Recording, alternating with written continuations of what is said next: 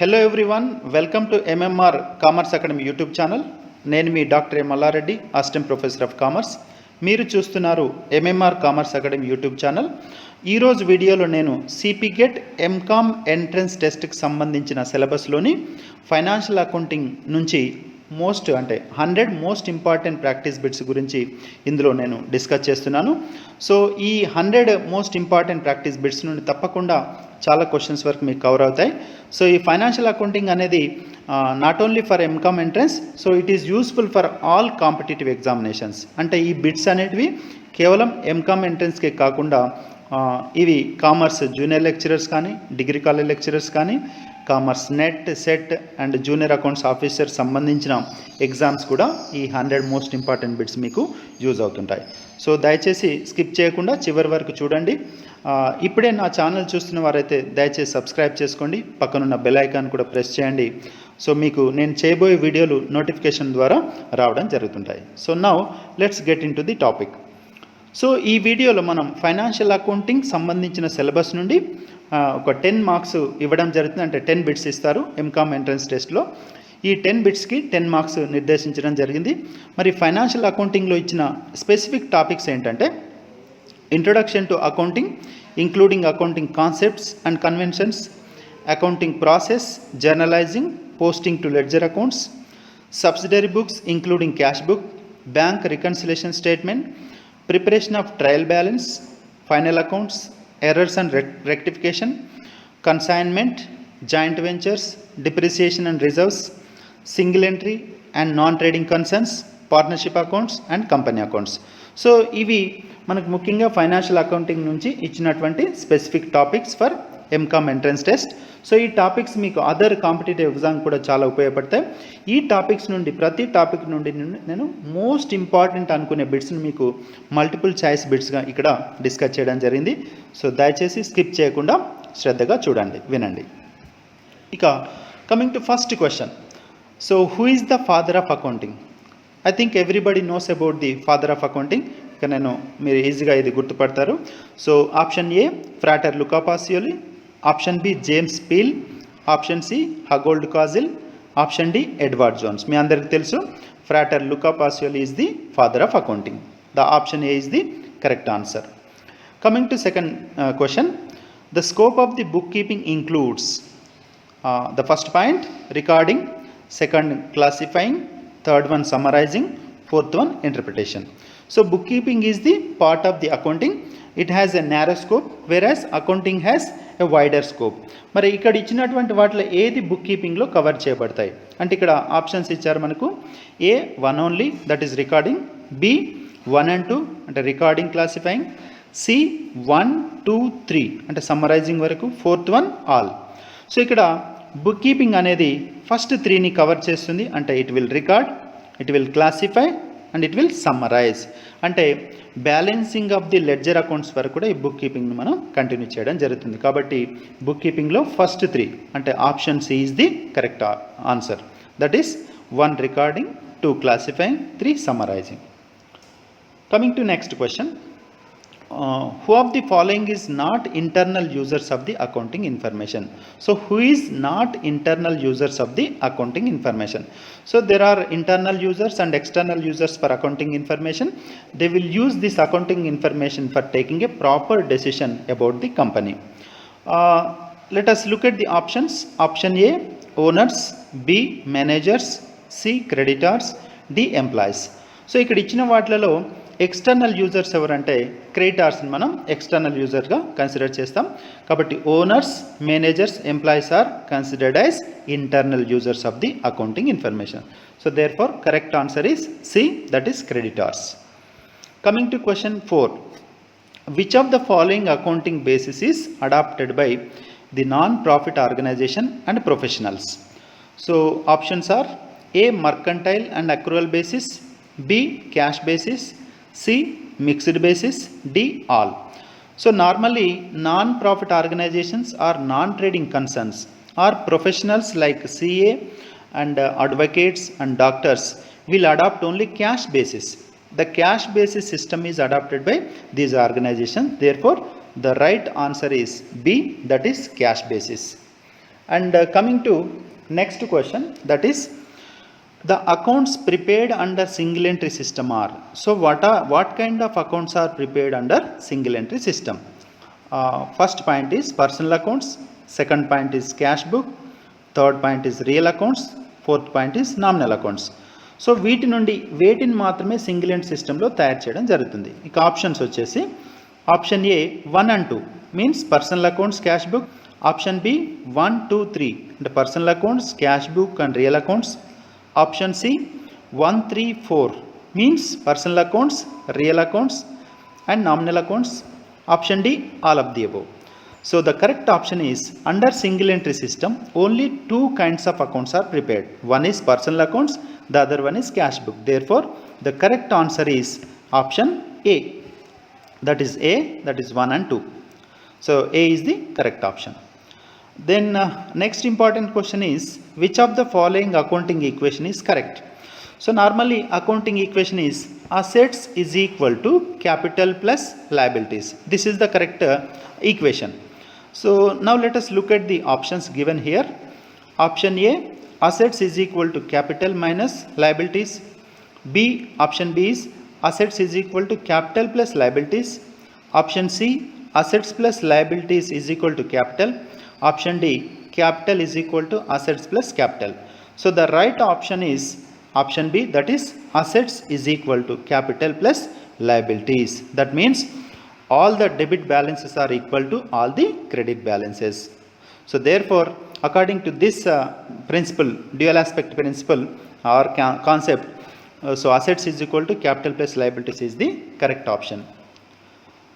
Coming to next question, when bad debts are recovered, option A, debtors account is debited, option B, capital account is credited, option C, bad debts account is debited, option D, bad debts recovered account is created.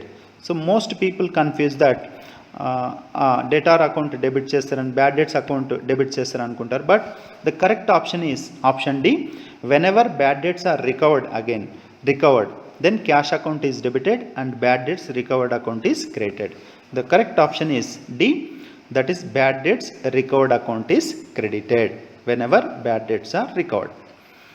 And మరొక ముఖ్యమైన question ఏంటంటే 8th question, when goods withdrawn for personal use, then options are A, purchase account is debited, B, purchase account is credited, C, drawings account is created, D, capital account is created. We have to look at all the options for the correct option. ఇక్కడ drawings account కూడా ఇచ్చారు, purchase account ఇచ్చారు, drawings account. Actual purchase account involve అవుతుంది, drawing account కూడా involve అవుతుంది. The correct journal entries drawings account డేటా to purchase account. But ఇక్కడ drawings account ఉంది కానీ డ్రాయింగ్స్ అకౌంట్ క్రియేట్ అని ఇచ్చారు కాబట్టి అది wrong answer C. So correct option ఏంటంటే B, purchase account is credited whenever goods are withdrawn for personal use by the owner. So that is B option is the correct option. Coming to 9th question, outstanding wages account is. So outstanding wages account is what type of account it is? So options are A, representative personal account, B, artificial personal account, C, natural personal account, D, nominal account. So most people thought that outstanding wages, whenever they look at wages they thought that is related to nominal account, but it is quite wrong. Outstanding wages account is representative personal accounts. So ఇది representative personal account కిందకి వస్తుంది. ఎందుకంటే చాలామంది వ్యక్తులకు whenever some amount is due to many people, all the people names cannot be mentioned in one account. Therefore on behalf of all those people one account will be open, that is called representative personal account. So అది outstanding wages అనేది representative personal account కిందకి వస్తుందని మనం చెప్పొచ్చు. The correct option is A. Coming to next question, which of the following is not a business transaction? Now let us look at the options. A, goods sold to Ramesh rupees 10,000, B, received interest from bank rupees 1,000, C, goods distributed as free samples rupees 5,000, D, placed an order for purchase of goods for rupees 20,000. So A, B, C are perfectly business transactions, but when it comes to D, Only order is placed for purchase of goods, but goods are not yet transferred physically. Therefore, the D is not treated as a business transaction. Therefore, the correct option is D. Placed an order for purchase of goods for rupees 20,000 is not a 2,000 is not a business transaction. Then coming to next important question. GAAP, GAAP stands for, it is one of the most important bits in financial accounting. కొన్ని సందర్భాల్లో ఈ full forms కూడా అడగడం జరుగుతుంది. So GAAP stands for option A generally accepted accounting principles, B general accounting and auditing principles, C generally accepted auditing principles and D none. So మీకు అందరికీ తెలిసింది generally accepted accounting principle. So GAP stands for option A, that is generally accepted accounting principle. Coming to 12th question, which of the following concepts is called as accounting equation concept? Option A business entity concept, option B dual aspect concept, option C money measurement concept, option D going concern concept. So the right option is B, that is dual aspect concept is also called as accounting equation concept. It is also called as balance sheet concept.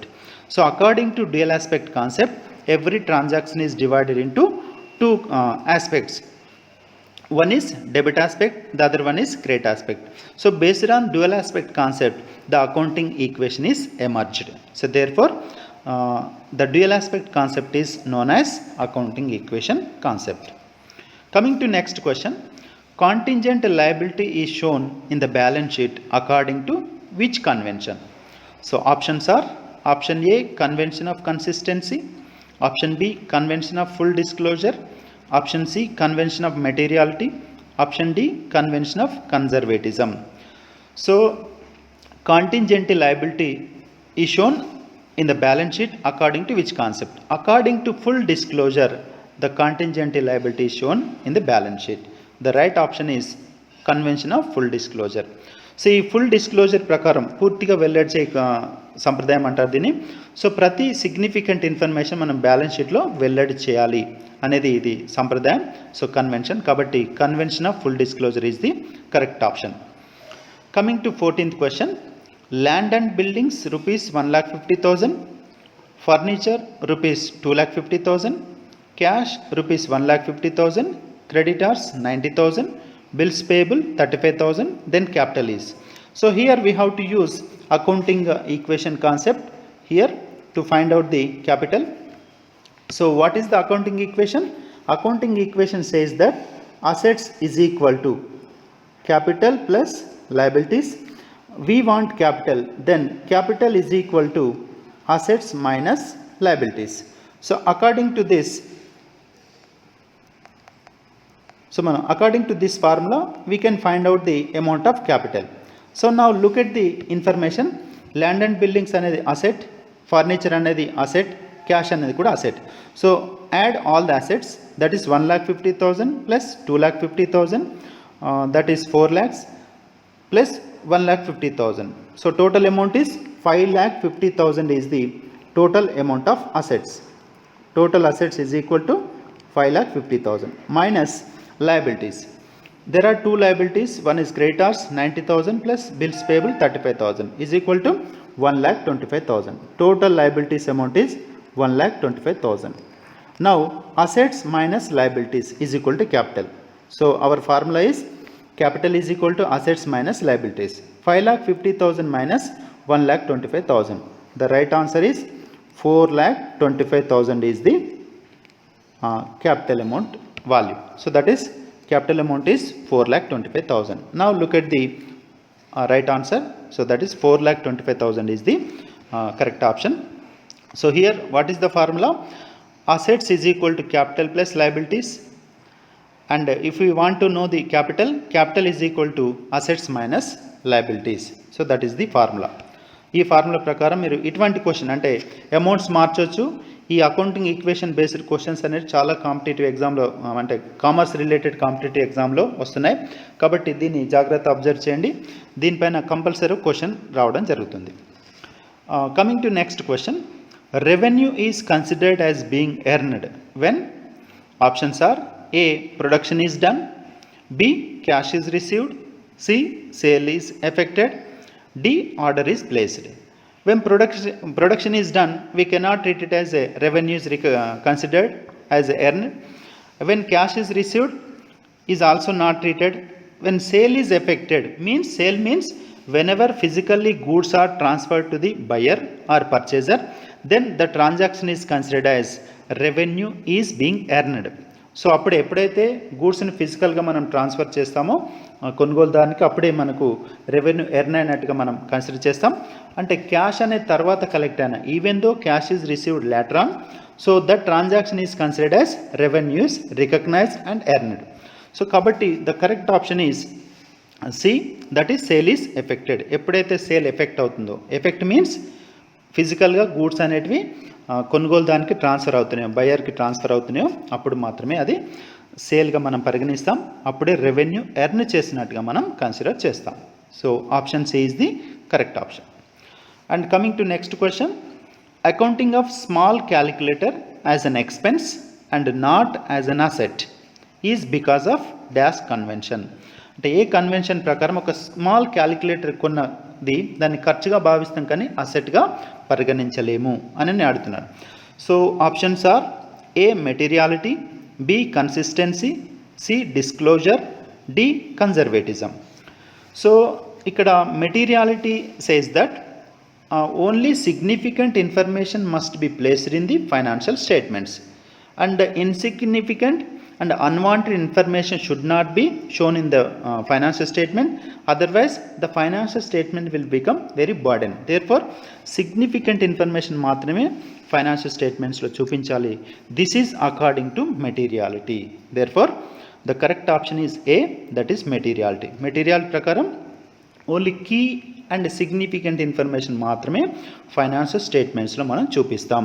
అనవసరమైన చిన్న చిన్న మొత్తాలను financial స్టేట్మెంట్లో మనం చూపించడం జరగదు అని ఈ materiality concept మనకు చెప్తుంది. Now coming to next important question, that is valuation of stock at cost or market price whichever is less as per. అంటే మనం స్టాక్ని, ముగింపు సరుకును కాస్ట్ ప్రైస్ కానీ మార్కెట్ ప్రైస్ కానీ ఏది తక్కువ ఉంటే దాని ప్రకారం క్యాలిక్యులేట్ చేస్తాం. ఇది ఏ కన్వెన్షన్ ప్రకారం అని అడుగుతున్నారు. So option A full disclosure, option B conservatism, option C materiality, option D consistency. So now according to conservatism the stock is valued at cost price or market price whichever is less. Therefore the correct answer is B, that is conservatism. Coming to question number 18, accounting principles are based on A, practicability, B, convenience in recording, C, subjectivity, D, all. The correct option is A, that is practicability. ఈ accounting principles అనేవి కూడా practicality అందరూ. So these accounting principles are adopted by all the accountants across the world based on the practicability. So that is the correct answer is A, practicability. And 19th, which of the following is fundamental assumption? Options are A, materiality, B, full disclosure, C, going concern, D, accounting period. So the right option is going concern is the fundamental assumptions of accounting. There are three fundamental assumptions. One is going concern, consistency and accrual. These three are considered as fundamental assumptions. Going concern is the correct option for this question. And coming to 20th question, expenses not paid but belonging to the same accounting period are recorded as per dash concept. Option A, realization, option B, accrual, option C, conservatism, option D, accounting period. So the right option is B, that is accrual concept. Accrual concept says that the expenses or incomes which are pertaining to a particular accounting period should be recorded into the books of accounts, even though they are actually received or not, even though they are actually paid or not. అంటే ఒక సంవత్సరానికి సంబంధించినవి అయితే సరిపోతుంది, వాటిని మనం అకౌంటింగ్లో చూపించాలి. వాటిని వాస్తవంగా చెల్లించినా చెల్లించకపోయినా, వసూలైనా వసూలు కాకపోయినా. కాబట్టి అక్రూవల్ కాన్సెప్ట్ అనేది ఈ కాన్సెప్ట్ మనకు ఎక్స్ప్లెయిన్ చేస్తుంది. So the right option is accrual concept, that is B. Coming to 21st question, classification of assets as current and fixed assets is as per dash concept. Option A, going concern. Option B, dual aspect. Option C, money measurement. Option D, cost. So here the right option is going concern concept. Going concern concept implies that the business will continue for a longer period in the business world.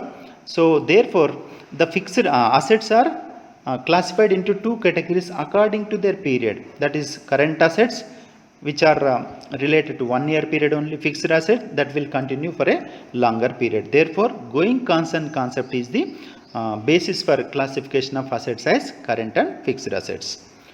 And coming to next important question, that is journal is derived from which language word of jar? So journal is derived from a word of jar that belongs to French language. So the correct option is French. Here options are A Latin, B French, C German, D Greek. So correct option is B, that is French. So the journal, the word journal is derived from the jar, the French word of jar. That is jar means a day book. Therefore journal is treated as a day book. The correct option is B, that is French. And coming to next important question, principal book of accounts is A ledger, B journal, C subsidiary book, D cash book. Here the ledger is considered as principal book of accounts because all the accounts are prepared in the ledger itself. Therefore the correct option is A ledger. Then how the journal is considered? Journal is considered as a subsidiary book. Therefore ledger is treated as principal book of accounts and journal is treated as subsidiary book of accounts. Then coming to next important question, that is 24th, which of the following accounts will invariably have a debit balance? అంటే క్రింది వాటిలో ఏది debit బ్యాలెన్స్ను కలిగి ఉంటుంది అని అడుగుతున్నారు. So here options are A bank account, B accounts payable, C loans account, D accounts receivable. Here bank may have debit balance or credit balance, therefore it is wrong answer. Accounts payable shows credit balance, loans account shows credit balance, therefore D, the accounts receivable. What are the accounts receivable? Sundry debtors and bills receivable, both are collectively called as accounts receivable. Therefore accounts receivable account shows debit balance, invariably it will have debit balance. Therefore the correct option is D, that is accounts receivable. And coming to next important question, that is journal is book of A original entry, B principal book, C secondary entry, D all. So here the correct option is original entry. Here journal is considered as an original entry and ledger is considered as an final entry. So ఇక్కడ original ఎంట్రీగా మన journal consider చేస్తాం, final ఎంట్రీగా తుదిపద్దు పుస్తకం అంటారు లెడ్జర్ని. So కాబట్టి original entry is the correct option. Coming to next important question, that is goods distributed as free sample should be debited to. This is most important question. చాలా మంది ఇక్కడ confuse అవుతుంటారు. Options are A free sample account, B advertisement account, C purchase account, D sales account. చాలా మంది free sample, ఇక్కడ sample అని కనపడుతుంది కాబట్టి ఫ్రీ శాంపుల్ అని టిక్ చేస్తుంటారు, but that is wrong. The correct option is B advertisement account. Whenever goods are distributed as free sample by the company, then they are treated as advertisement expenditure. Therefore these free samples are debited to advertisement account, credited to purchase account. So it is also important. మరి ఏ account create చేస్తారని అడిగినప్పుడు మీరు purchase అకౌంట్కి ఈ free శాంపుల్ను create చేయడం జరుగుతుంది. ఎందుకంటే company కానీ సంస్థ పర్చేజ్ చేసిన గూడ్స్ నుండి ఫ్రీగా డిస్ట్రిబ్యూట్ చేస్తారు కాబట్టి the purchase account shows less balance. Therefore these free samples will be credited to purchase account. And coming to next important question, that is purchases book records. So it is a subsidiary book. A all purchase of goods, B all credit purchases, C all credit purchase of goods, D all cash purchase. Normally purchase book records only credit purchase of goods only. It will not record cash purchases. It will not record assets purchased for cash or on credit basis. Therefore, the correct option is C, that is all credit purchase of goods. మరి కొందరు అనుకుంటారు all purchase of goods అనుకుంటారు. All purchase of goods అంటే cash purchases and credit purchase. Therefore that is wrong. All credit purchases, all credit పర్చేజ్లో goods purchase ఉంటుంది, assets purchase కూడా ఉంటుంది. కాబట్టి బి కూడా wrong answer. Therefore C is the correct option. All credit purchase of goods only. So that is the correct option for this question. And coming to 28th question, which of the following subsidiary books is called as invoice book? Option A, sales book. Option B, cash book. C, purchase book. D, journal proper. The right answer is C, that is purchase book. Sometimes it is called as invoice book, or it is also called as day book or bought book. These are the different names that are used for purchases book. The right option is purchase book is also called as invoice book. Coming to next question, that is for which of the following discounts no entry is made into the books of accounts? Option A, cash discount. Option B, trade discount. Option C, both A and B. D, none. So the right option is B, trade discount. So trade discount is a concession or rebate given on the catalog price by the wholesaler or manufacturer to the retailer. So this discount, trade discount, is normally deducted from the catalog price only in the subsidiary books, but it will not be recorded separately into the books of accounts. అంటే cash discount మాదిరిగా trade discount ఎక్కడ కూడా entry రూపంలో ఎక్కడ నమోదు చేయడం జరగదు. కేవలం క్యాటలాగ్ ప్రైస్ నుండి మాత్రమే తగ్గించి రిమైనింగ్ బ్యాలెన్స్ మనం పర్చేస్ బుక్లో కానీ సేల్స్ బుక్లో కానీ చూపించడం జరుగుతుంది.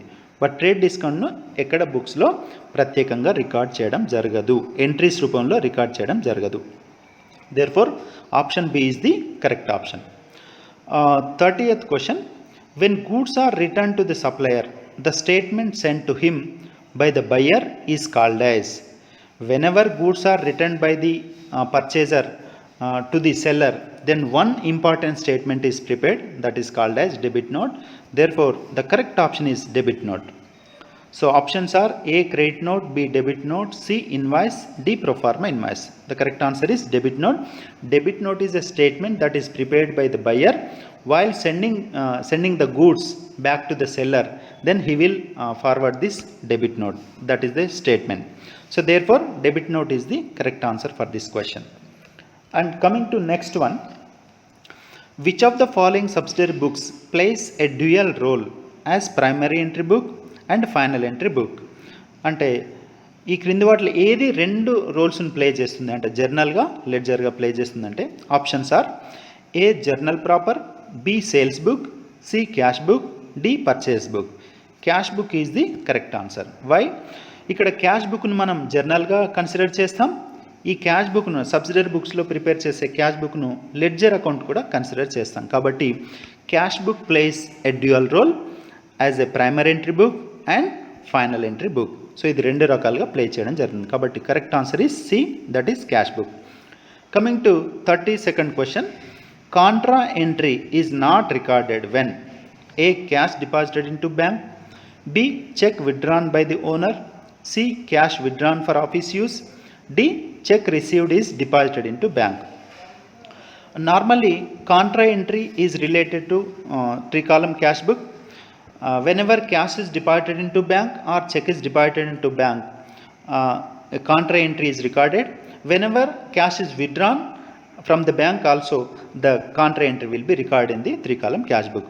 Then which of the following is not related to contra entry? The right option is check withdrawn by the owner. ఎప్పుడైతే ఓనర్ అమౌంట్ చెక్ ద్వారా విత్డ్రా చేసుకుంటారో పర్సనల్ యూస్కి, then the contra entry will not be recorded. Under remaining 3 cases the contra entry will be recorded in to the 3-column cash book. The right option is B, cheque withdrawn by the owner. Coming to the next important problem, that is 33rd question. Cash purchase are made at the list price of rupees 50,000 at a trade discount 5% and a cash discount 2%. Now cash payable is. Now here in this problem the list price is given and two types of discounts are given in the problem, that is trade discount and cash discount. First we need to calculate trade discount at the rate of 5% on total list price, that is 50,000. After deducting the trade discount, then we have to calculate the cash discount. Now let us do.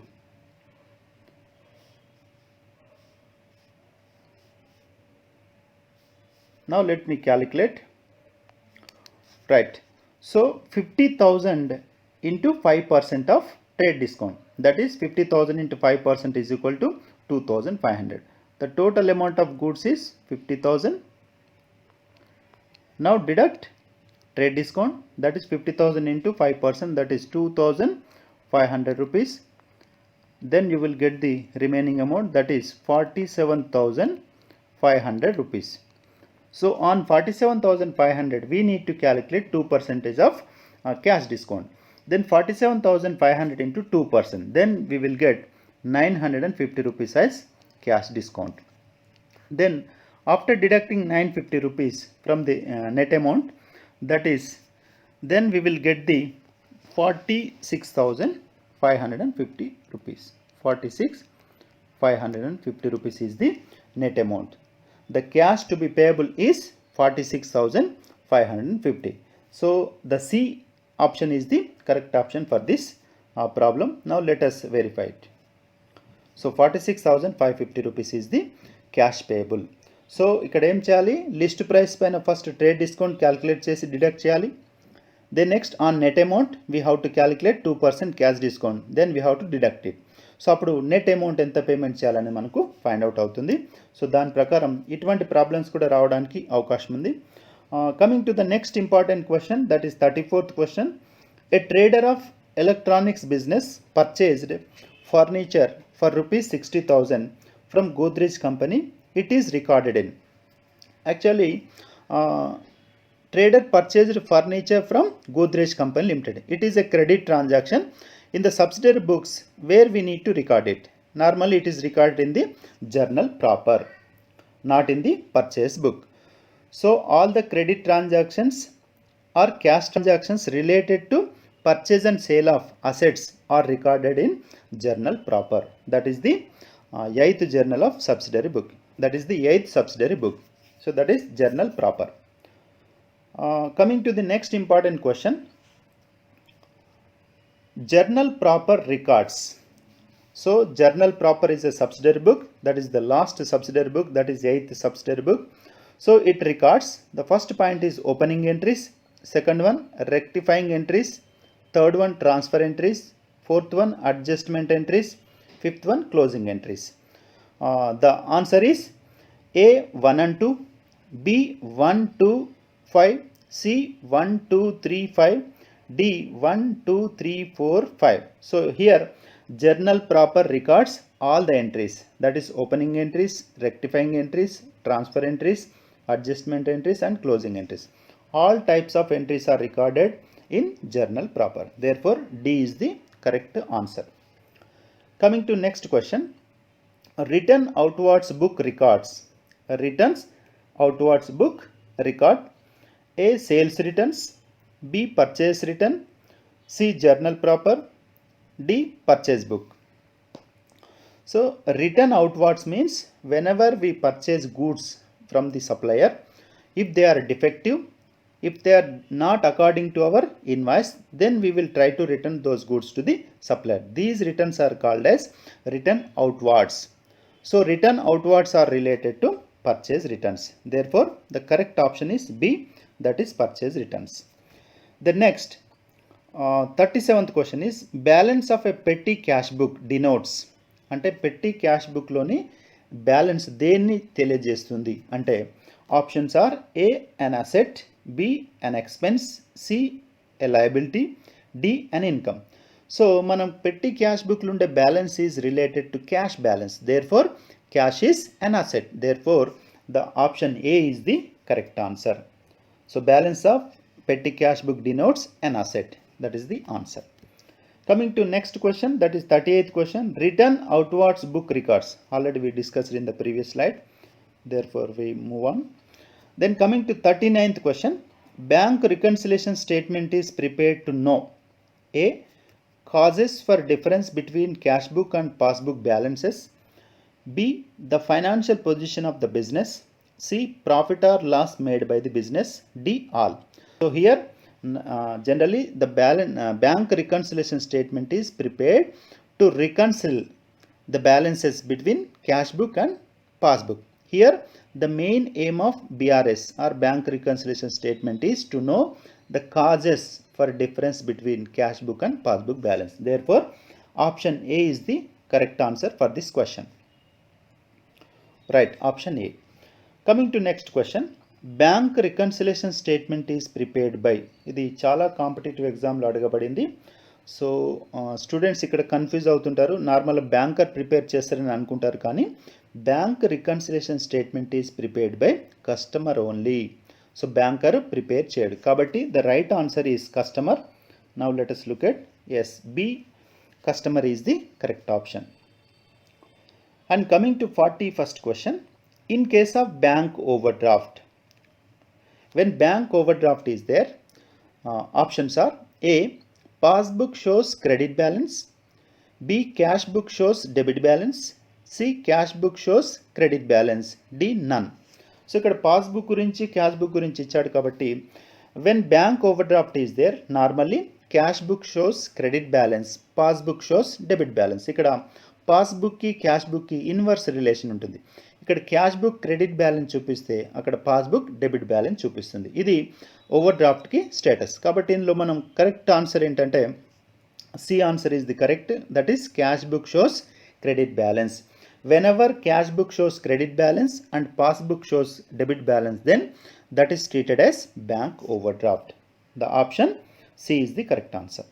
And coming to 42nd question, a problem is given from the BRS, bank reconciliation statement.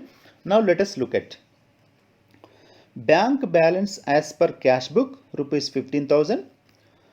Check issued but not presented for payment in the bank was rupees 1200. Check deposited but not collected by the bank was rupees 800. Bank charges entered only in the passbook were rupees 100. Passbook balance would be. So ఇక్కడ మనకు bank reconciliation statement నుండి problem ఇచ్చాడు. So ఇందులో cash book balance ఇవ్వడం జరిగింది, కొన్ని causes ఇచ్చాడు డిఫరెన్స్కి. ఆ కాజెస్ని మనం రికన్సిల్ చేస్తాం, అంటే ఐదర్ అడిషన్ కానీ లేదా డిడక్షన్ కానీ చేసిన తర్వాత పాస్బుక్ బ్యాలెన్స్ ఎంత ఉంటుందని మనకి ఇచ్చారు. సో ఇక్కడ క్యాష్ బుక్ బ్యాలెన్స్ ఇచ్చారు కాబట్టి మనం క్యాష్ బుక్ ప్రకారమే ఆలోచిస్తూ మనం ఈ బ్యాలెన్స్ని ఫైండ్ అవుట్ చేయాలి. Now let us take cash book balance as CB balance as 15,000, right. Few points will be added, few points will be deducted. Now check issued but not presented for payment in the bank was 1200. Whenever a check issued, then immediately the issued check will be recorded on credit side of the cash book. మన cash బుక్లో credit వైపు రాస్తాం కాబట్టి issue చేసినట్టు cash book balance వెంటనే తక్కువ చూపిస్తుంది, అంటే it will show less balance. మరి ఈ రీజన్ వల్ల క్యాష్ బుక్ తక్కువ బ్యాలెన్స్ చూపిస్తుంది కాబట్టి మనం రికన్సిలేషన్ చేసేటప్పుడు ఈ తక్కువ చూపించిన మేరకు మనం ఏం చేయాలి, యాడ్ చేసి చూపించాలి. Therefore 1200 will be added. So the first cause will be added plus 1200. Next point is check deposited but not collected by the bank was rupees 800. Whenever check is deposited into bank, that is normally recorded on debit side of the 3-column cash book, that is cash book. మరి debit వైపు మనం enter చేయడం వల్ల cash book balance automatically high అవుతుంది, పెరుగుతూ ఉంటుంది. So it shows high balance when compare to the passbook. మనం ఇప్పుడు క్యాష్ బుక్ ప్రకారం చేస్తున్నాం కాబట్టి క్యాష్ బుక్ ఈ షోయింగ్ హై బ్యాలెన్స్. కాబట్టి మనం రికన్సిలేషన్ చేసేటప్పుడు ఈ హై బ్యాలెన్స్ తగ్గించాలి, అంటే ఏం చేయాలి, డిడక్ట్ చేయాలి. Therefore 800 will be deducted. So that will be deducted. The next, bank charges entered only in passbook were rupees 100. అంటే ఈ బ్యాంకర్స్ ఏం చేస్తారు, ఛార్జెస్ అన్ని కూడా పాస్బుక్లో ఎంటర్ చేస్తారు. మనం మంత్ ఎండ్ రికన్సిలేషన్ చేసేటప్పుడు చూస్తాం కాబట్టి మనం ఇంకా క్యాష్ బుక్లో ఎంటర్ చేయలే. కాబట్టి passbook shows less balance because 100 rupees is recorded in passbook. మరి ఎటువైపు రాస్తారు, ఛార్జెస్ డెబిట్స్ వైపు రాయడం జరుగుతుంది. దానివల్ల పాస్బుక్ బ్యాలెన్స్ తక్కువ కనిపిస్తుంది దేంతో పోల్చినప్పుడు, క్యాష్ బుక్తో. Here cash book shows high balance, passbook shows low balance. ఇక్కడ క్యాష్ బుక్ హై బ్యాలెన్స్ చూపిస్తుంది కాబట్టి అంత మేరకు ఏం చేయాలి, మనం రెడ్యూస్ చేయాలి. కాబట్టి 100 will be return under deduction amounts. Therefore 1200 addition చేస్తాం. ఈ చెక్ డిపాజిటర్ వల్ల క్యాష్ బుక్ హై అయింది కాబట్టి డిడక్ట్ చేస్తాం. తర్వాత పాస్బుక్లో ఛార్జెస్ ఎంటర్ చేయడం వల్ల కూడా పాస్బుక్ బ్యాలెన్స్ తక్కువ ఉంటుంది, క్యాష్ బుక్ బ్యాలెన్స్ హై ఉంటుంది కాబట్టి అంత మేరకు మనం డిడక్ట్ చేయాలి. So therefore 15,000 plus 1200, therefore 16,200 minus 900. Therefore, 15,300 is the answer for this question. So 15,300. Now let us look at. Now the answer is 15,300. Like this, మీరు BRS నుండి బ్యాంక్ రికన్సిలేషన్ స్టేట్మెంట్ నుండి compulsory ఒక క్వశ్చన్ రావడానికి అవకాశం ఉంది. ఈ ప్రాబ్లమ్ని 1-2 సార్లు చూసి ఇటువంటి ప్రాబ్లం మీరు ప్రాక్టీస్ చేయండి. మీరు ఈజీగా ఏ ప్రాబ్లం వచ్చినా సాల్వ్ చేయడానికి అవకాశం ఉంటుంది. So now let us look at one more problem. 43rd question అనేది కూడా బీఆర్ఎస్ సంబంధించిన ప్రాబ్లం ఇచ్చారు ఇక్కడ. ఇక చూద్దాం. Bank overdraft balance as per passbook. ఇక్కడ పాస్బుక్ ప్రకారం ఇచ్చారు ఓవర్ డ్రాఫ్ట్ బ్యాలెన్స్. ఇంతకుముందు ప్రాబ్లంలో నార్మల్ ఫేవరబుల్ బ్యాలెన్స్లో మనం ప్రాబ్లం చేసాం. Bank overdraft balance as per passbook is rupees 30,000. Cheque issued but not presented for payment is rupees 1,500. Customer directly deposited into bank is rupees 1,000. Interest on overdraft recorded only in passbook is rupees 700. Then cash book balance would be. So ఇక్కడ overdraft balance ఇచ్చినప్పుడు మనం ఈ ఫార్ములాను అంటే formula ఏం చేస్తాం, reverse చేస్తాం. Now ఎలా చేస్తాం అనేది ఒకసారి చూడండి. Now the balance OD balance as per passbook. So PB OD balance, overdraft balance is 30,000 rupees. Now few points will be added, few points will be deducted. First point చూడండి, check issued but not presented for payment is rupees 1,500. Whenever check is issued, that is recorded on credit side of the cash book, then cash book shows less balance, whereas passbook shows high balance. మరి passbook ప్రకారం మనం problem చేస్తున్నాం కాబట్టి passbook ఈ sowing high balance కాబట్టి ఈ over draft balance ఉన్నప్పుడు మనం ఏం చేస్తాం, ఫేవరబుల్గా తీసుకుంటాం బ్యాలెన్స్. అంటే if passbook shows high balance, we will increase further అంటే ఇంకా యాడ్ చేస్తాం కాబట్టి this 1,500 will be added. It will be added to the passbook overdraft balance.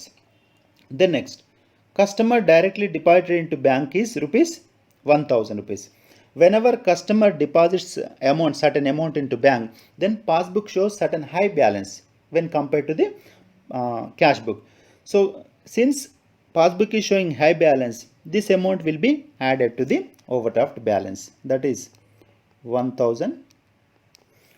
And the next, interest on overdraft recorded only in the passbook. అంటే overdraft పైన interest అనేది మనకు charge దాన్ని పాస్బుక్లో డెబిట్ వైపు రాస్తారు కాబట్టి passbook shows less balance compared to the cash book. మరి పాస్బుక్ లెస్ బ్యాలెన్స్ చూపించినప్పుడు ఓవర్డ్రాఫ్ట్ సందర్భంలో ఏం చేయాలి, మనం ఇంకా డిడక్ట్ చేసి చూపించాలి. That is 700 will be deducted. Now let us find out the balance. 1,500 plus 1,000, 2,500. That is 32,500. Deduct 700 rupees. That is 31,800 is the cash book OD balance, CB OD balance. Now let us look at the answer. So the answer is 31,800 is the correct answer. That is B option is the correct option. So ఇప్పుడు మనం favourable బ్యాలెన్స్లో ఒక problem చూసాం, 42nd problem. 43rd అనేది over draft balance కూడా చూసాం. ఈ రెండు problems రిపీటెడ్గా చూడండి, ఏదైనా ఒకటి రావడానికి ఇందులో అవకాశం ఉంది. Now let us look at remaining questions. That is 44th question is which of the following is prepared to know the arithmetic accuracy of accounts. A option A ledgers, B balance sheet, C trial balance, D profit and loss account. Normally, to know the arithmetical accuracy, the statement which is prepared is known as trial balance. The correct option is C, that is trial balance. Then 45th question is the difference between two sides of the trial balance is temporarily transferred to. Options A suspense account, B capital account, C cash account, D profit and loss account. So here the option correct answer is suspense account. Actually here it must be A. So that is A suspense account is the correct answer. అక్కడ B అని తప్పుగా పడింది, adjust చేయండి. So the temporary difference in the trial balance is transfer to a separate account is called a suspense account. A అనేది correct option. Just చిన్న correction ఇక్కడ చూడండి. The next 46th question is, which of the following is incorrect objective of trial balance? Options are A, to have balances of all the ledger accounts, to check the arithmetic accuracy of accounts, to be basis for preparation of final accounts, to rectify the mistakes in accounts. First three options are the objectives of trial balance. ఈ మూడు కూడా objectives of trial balance. D మాత్రం to rectify the mistakes in accounts, అంటే trial balance తయారు చేయడం ద్వారా మనం మిస్టేక్స్ను rectify చేయలేం. ఐడెంటిఫై చేస్తాం కానీ రెక్టిఫై అనేది చేయలేం. దాన్ని రెక్టిఫికేషన్ ఆఫ్ మిస్టేక్స్లో మాత్రం మనం రెక్టిఫై చేస్తాం. కాబట్టి డి అనేది ట్రయల్ బ్యాలెన్స్ యొక్క ఆబ్జెక్టివ్ కాదు. కాబట్టి కరెక్ట్ ఆప్షన్ ఈజ్ డి.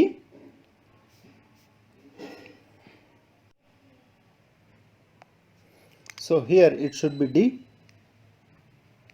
డిగా తీసుకోండి. To rectify the mistakes in accounts అనేది that is not objective of trial balance. So therefore D అనేది కరెక్ట్ ఆన్సర్ మనం తీసుకోవచ్చు. Right, coming to next question. Which of the following is not true? 1. Manufacturing account reveals gross profit. 2. Profit and loss account reveals net profit or net loss. 3. Balance sheet is prepared to know the financial position. Therefore so correct options are A, 1 manufacturing account reveals gross profit, B, 1 and 2, C, 1, 2, 3, D, 2 and 3. So మనకు క్లియర్గా తెలుస్తుంది manufacturing account is prepared to know the cost of manufacturing. So cost of goods manufacturing కోసం మనం manufacturing account తయారు చేస్తాం కాబట్టి option A అనేది wrong, that is not true. Therefore correct option is A. First point అనేది wrong కాబట్టి మనకు A అనేది correct option. So 48th question is, which of the following is a capital expenditure? Options are A, expenditure on painting of a factory shed. B, freight and cartage on purchase of new machine. C, legal expenses for defending a title to firm's property. D, wages paid to machine operator. So here second option B option is the correct option. So that is freight and cartage on purchase of new machines. So ఇక్కడ కూడా ఇది option అనేది తప్పుగా పడింది. దీన్ని కూడా read it as B. Kindly read it as B. So that is option B is the correct option. So freight and cartage on purchase of new machine, ఒక new machine purchase చేసినప్పుడు దానికి సంబంధించి establish చేయడానికి అయ్యే అన్ని ఎక్స్పెన్సెస్ను కూడా మనం ఆ మెషిన్ క్యాపిటలైజ్ చేస్తాం, అంటే మెషిన్ యొక్క క్యాపిటల్ వాల్యూకి యాడ్ చేసి చూపిస్తాం. కాబట్టి ఇక్కడ freight and cartage on purchase of new machine అనేది క్యాపిటల్ ఎక్స్పెండిచర్గా ట్రీట్ చేయడం జరుగుతుంది. Right, coming to next one. Next question is, manufacturing account is prepared to know A, net profit. B, gross profit. C, cost of goods manufactured. D, financial position. The correct option is C, cost of goods manufactured. Then coming to next question, closing stock given in the trial balance is shown on. So A, trading account credit side. B, asset side. C, liability side. D, trading account debit side.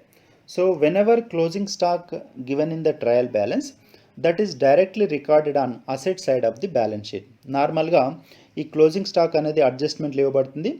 whenever it is shown in the trial balance, it means that it is already recorded in the trading account. So ఎప్పుడైతే మనకు trial balance కనబడుతుందో అది already trading అకౌంట్లో record చేయబడిన తర్వాతనే trial బ్యాలెన్స్లు ఇవ్వడం జరుగుతుంది. కాబట్టి ఈ ట్రయల్ బ్యాలెన్స్లో కనబడే క్లోజింగ్ స్టాక్ను డైరెక్ట్గా అసెట్ సైడ్ మాత్రమే చూపిస్తాం. So correct option is B, asset side. Next one, 51st, claim against the company not acknowledged as debt is A, current liability. B, contingent liability. C, non-current liability. D, unsecured loan. So the correct option is contingent liability. So claim against the company not acknowledged as debt అంటే మన భవిష్యత్తులో రాబోయే వాటికి, అంటే ఇంకా అప్పుగా గుర్తించిన వాటిని మనం ఏమని పిలుస్తారని ఇచ్చారు ఇక్కడ. That is contingent liability. Option B is the correct option. 52nd question is, brand value of a business is A. capital, B. assets, C. liabilities, D. profit. So the correct answer is B. assets. So అసెట్స్ని మనం brand వాల్యూగా చూపిస్తాం. So net worth లేదా net అసెట్స్ని మనం అంటే అసెట్స్ని మనం బ్రాండ్ వాల్యూగా బిజినెస్ యొక్క బ్రాండ్ వాల్యూగా మనం చూపడం జరుగుతుంది. కాబట్టి అసెట్స్ అనేది దీని correct option. That is B option is the correct option. Coming to next question. When sales is equal to 1,80,000, purchases is equal to 1,60,000, opening stock is equal to 34,000, and rate of gross profit 20% on cost, then the closing stock is. Right, now let us find out the closing stock. Now the formula is, here we have a formula, that is debit side of the trading account will be taken, then a credit side of the trading account amount will be deducted, then we will find out the closing stock. So that is opening stock, right, opening stock plus purchases plus any direct expenses plus gross profit minus sales plus closing stock. We have to find out the closing stock. Now closing stock is equal to opening stock plus purchases, if any direct expenses, then gross profit minus sales, then you will find out the amount of closing stock. Before that we need to find out the gross profit. Now here it is gross profit 20%, that is not directly given. ఇక్కడ direct 20% ఏందనేది gross profit మనం first find out చేయాల్సి ఉంటుంది. Now let us find out the gross profit. So gross profit is 20% on not sales, it is on cost. So therefore gross profit is equal to, it is 20% on cost, but here in this problem the amount of sales is given, that is 1,80,000. 1,80,000 into 20% on cost means if cost is 100% plus profit, that is equal to sales. Therefore 20% on cost kabatti, if cost is 100 then profit is 20%. 120% పైన మనం calculate చేయాలి. అంటే 1,80,000 into 20/120, then we will get the 30,000 rupees as gross profit. So మనం 30,000 gross profit find out చేసిన తర్వాత ఇంతకుముందు ఫార్ములాలో వీటిని insert చేయండి. That is opening stock is 34,000 plus purchases 1,60,000, direct expense ఏం లేదు కాబట్టి నెక్స్ట్ వన్ గ్రాస్ ప్రాఫిట్ 30,000, అంటే ఇవన్నీ కూడా ట్రేడింగ్ అకౌంట్లో డెబిట్ చూపించేది, మైనస్ సేల్స్, ఇక్కడ సేల్స్ అమౌంట్ ఈజ్ 1,80,000 రూపీస్. అప్పుడు మనకు క్లోజింగ్ స్టాక్ అనేది వస్తుంది. So closing stock is equal to total debit side of the trading account minus credit side. Credit side మనకు one single item is there, that is sales, దాన్ని deduct చేస్తే మన closing stock value అనేది find out అవుతుంది. So the total amount of all the debit side amounts is 2,24,000. 2,24,000 minus 1,80,000. Just let me write 2,24,000, that is 30,000 plus 1,60,000 plus 34,000 plus 1,60,000 plus 30,000 is equal to 2,24,000 minus 1,80,000 is equal to, the amount is 44,000 is the closing stock. Now let us find out the balance. 44,000 is given under option C. So C అనేది correct option మనం find out చేసాం. ఈ ఫార్ములాని మీరు పాటించవచ్చు. అయితే దీనికి different formulas కూడా ఉన్నాయి. ఇక్కడ ఏంటి, sales minus cost of goods sold is equal to gross profit. ఇక్కడ మనకు గ్రాస్ ప్రాఫిట్ కాకుండా క్లోజింగ్ స్టాక్ ఫైండ్ అవుట్ చేశారు కాబట్టి ఇప్పుడు మనం డిస్కస్ చేసిన ఫార్ములాని బట్టి మీరు ఈ క్లోజింగ్ స్టాక్ను ఫైండ్ అవుట్ చేయొచ్చు. అంటే first gross profit find out చేయాలి, తర్వాత trading account debit side balance అన్నీ కూడా యాడ్ చేసి క్రెడిట్ వైపు ఉన్నటువంటి సేల్స్ను డిడక్ట్ చేయడం ద్వారా ఈ క్లోజింగ్ స్టాక్ బ్యాలెన్స్ మీరు ఫైండ్ అవుట్ చేయొచ్చు. So that is about the 53rd question. అంటే ఇది బ్యాలెన్స్ చేయండి. ఇది ఫైనల్ అకౌంట్ రిలేటెడ్ ప్రాబ్లం కాబట్టి దానికి సంబంధించి వీటిని కూడా ప్రాక్టీస్ చేయండి. Coming to next question, that is 54. Income tax paid by a sole trader on his income is shown. So option A, on the debit side of the profit and loss account. B, by way of deduction from capital in the balance sheet. C, on the debit side of the trading account. D, on the credit side of the profit and loss account. So income tax అనేది అంటే soul trader తన యొక్క income పైన పేమెంట్ చేసే income tax అనేది personal ఎక్స్పెండిచర్గా treat చేయడం జరుగుతుంది, అంటే డ్రాయింగ్స్గా ట్రీట్ చేయడం జరుగుతుంది. కాబట్టి the correct option is B, that is by way of deduction from capital in the balance sheet. మనం అతని యొక్క పర్సనల్ డ్రాయింగ్స్గా దీన్ని ట్రీట్ చేస్తాం కాబట్టి అతని యొక్క క్యాపిటల్ నుంచి ఈ ఇన్కమ్ ట్యాక్స్ను డిడక్ట్ చేయాల్సి ఉంటుంది. కానీ దీన్ని ఎక్స్పెండిచర్గా ట్రీట్ చేసి ప్రాఫిట్ అండ్ లాస్ అకౌంట్లో డెబిట్ చేయకూడదు. So that is important one. Next 55th question.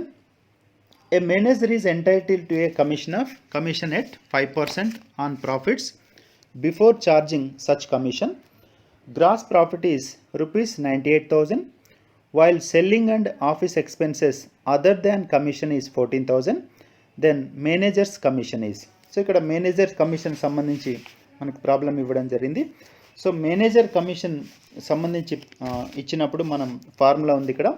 Manager commission is equal to net profit before charging such commission into rate by 100, commission rate by 100గా మనం తీసుకుంటాం. సో ఇక్కడ మనకు direct gross profit net profit ఇవ్వలేదు, gross profit ఇవ్వడం జరిగింది. First we have to find out the net profit. So gross profit minus selling and office expenses, that is 14,000. So 98,000 minus 14,000, so is equal to 84,000. The balance is 84,000. On 84,000 మనం 5% commission charge చేయాల్సింది, 5/100. ఒకవేళ after charging such commission అని ఇచ్చినప్పుడు commission rate by 100 plus రేటుగా మనం ఫార్ములాని తీసుకోవాలి. ఒకవేళ before charging such commission అని ఇచ్చినప్పుడు రేటు బై 100 డైరెక్ట్గా తీసుకుంటాం. That is net profit before charging such commission into commission rate by 100 is equal to, now the amount is 4,200. So 4,200 is the correct option, that is option C. Now let us find out. 4,200 is the correct option. So ఈ manager commission related కూడా మనకు problems ఇస్తుంటాడు.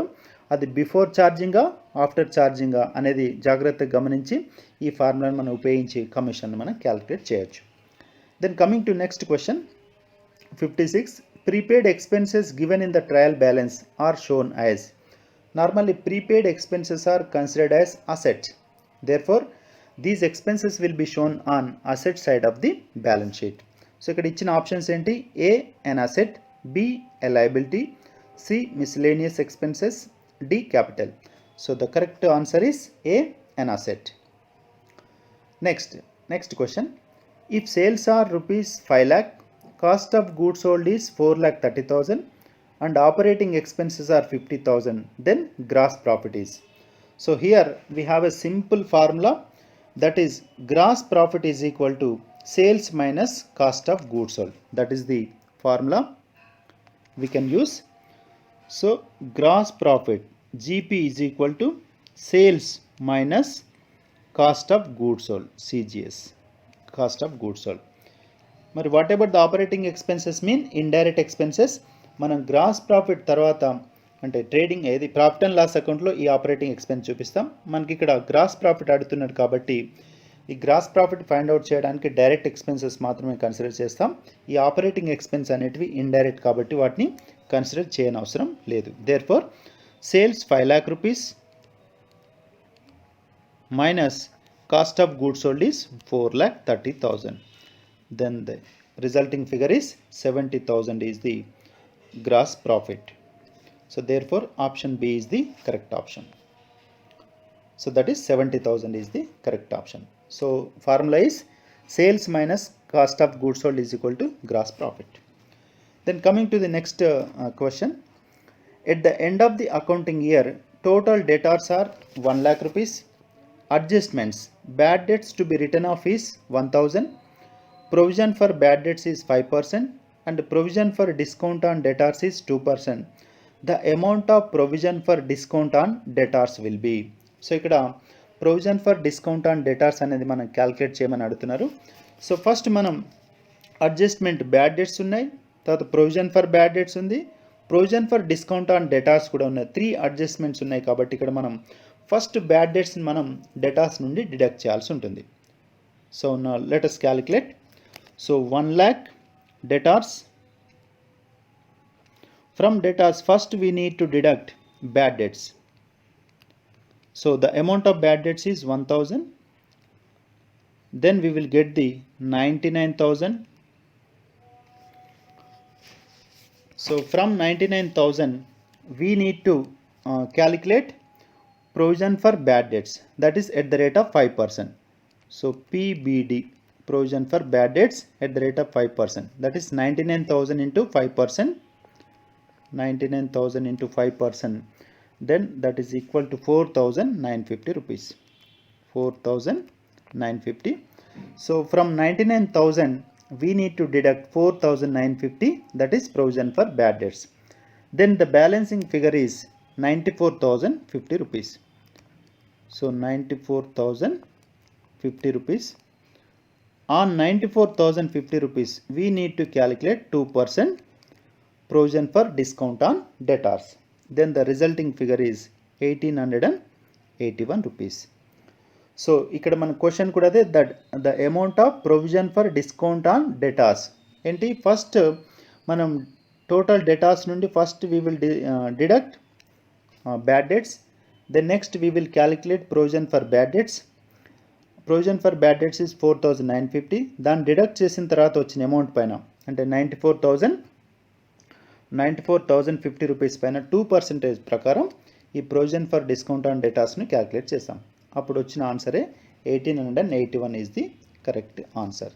So that is option C is the correct answer, 1,881. ఈ విధంగా debtors పైన 3 adjustment ఇచ్చినప్పుడు first bad debts, next provision for bad debts calculate చేయాలి, దాన్ని deduct చేసిన తర్వాత చివరిగా ప్రొవిజన్ ఫర్ డిస్కౌంట్ ఆన్ డెటాస్ను క్యాలిక్యులేట్ చేయాలి.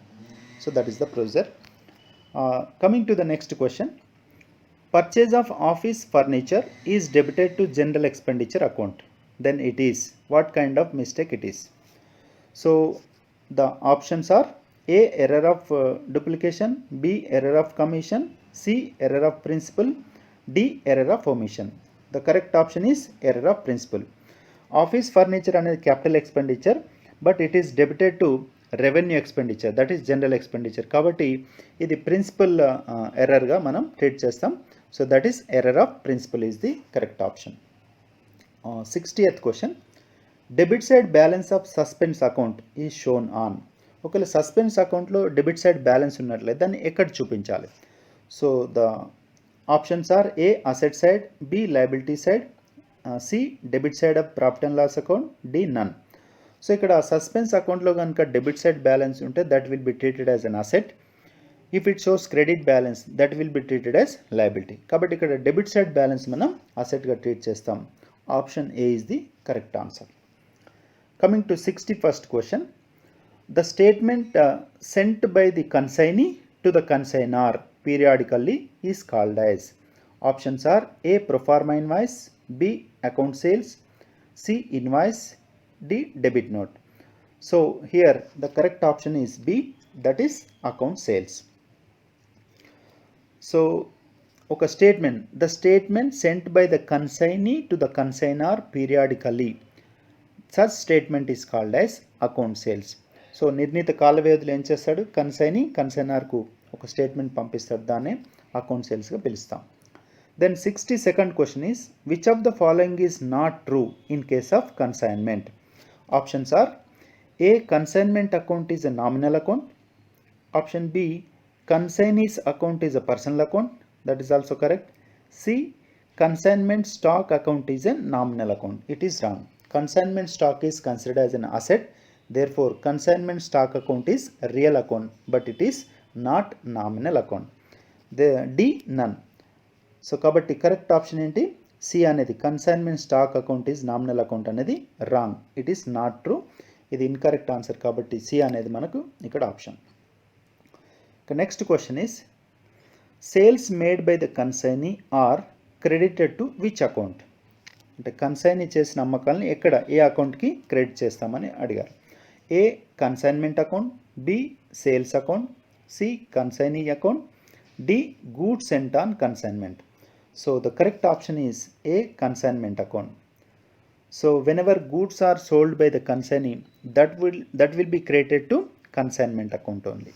సో కాబట్టి కన్సైన్మెంట్ అకౌంట్ అనేది ఆప్షన్ ఏ అనేది correct answer. 64th question, the commission given to the consignee by the consignor as an extra incentive for effecting sales at a higher price is called as. Option A del credit commission, B overriding commission, C ordinary commission, D none.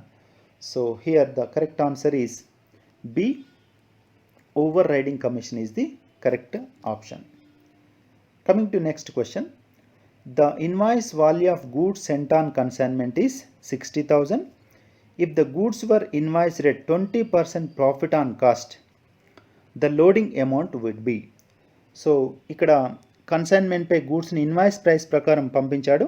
So ఇక్కడ invoice value ఇవ్వడం జరిగింది. 60,000 అనేది invoice value. If the goods were invoiced at 20% profit on cost. Profit on cost అంటే if cost is 100%, then profit is 20%. The invoice rate is 120%. సో ఈ విధంగా దీన్ని బట్టి మనం ఇప్పుడు గూడ్స్ సెంట్ ఆన్ కన్సైన్మెంట్ యొక్క కాస్ట్ ప్రైస్ని ఫైండ్ అవుట్ చేసి ఈ గూడ్స్ సెంట్ ఆన్ కన్సైన్మెంట్ యొక్క ఇన్వాయిస్ ప్రైస్ నుండి ఈ కాస్ట్ ప్రైస్ని మనం డిడక్ట్ చేస్తే అప్పుడు లోడింగ్ వాల్యూ వస్తుంది. Loading value means the difference between invoice price and cost price is called as loading. మరి లోడింగ్ ఎంత ఉందని మనం చూద్దాం. Right, first we need to calculate cost price of the goods sent on consignment. So ఇలా మనకైతే ప్రాబ్లంలో invoice price ఇవ్వడం జరిగింది, దాని నుంచి మనం కాస్ట్ ప్రైస్ ఎంత అని మనం ఫైండ్ అవుట్ చేయాలి. Right, the invoice price value is 60,000 into invoice rate. If cost is 100%, then profit is 20%. 100 plus 20 is equal to 120% is invoice rate, in which cost price rate is 100%. Therefore 60,000 into 100 by 120.